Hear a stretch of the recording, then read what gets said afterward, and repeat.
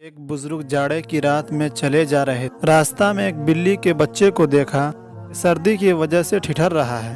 بزرگ کو اس پر رحم آیا اور گود میں اٹھا کر گھر لے آیا اور غلاف میں چھپا لیا۔ جب اس بزرگ کا انتقال ہوا تو ان سے سوال کیا گیا کہ بتاؤ ہمارے واسطے کیا لائے ہو؟ انہوں نے سوچا کہ اعمال تو میرے کسی قابل نہیں کہ ان کو پیش کروں، لیکن الحمدللہ مجھے ایمان کی دولت حاصل ہے، اس لیے ایمان کو پیش کرنا چاہیے۔ تو انہوں نے کہا کہ میں توحید۔ اس پر ارشاد ہوا کہ کیا دودھ والی رات بھی یاد ہے تمہیں؟ ایک دن دودھ پینے کے بعد پیٹ میں درد ہو جانے پر کہا تھا کہ دودھ نے پیٹ میں درد کر دیا۔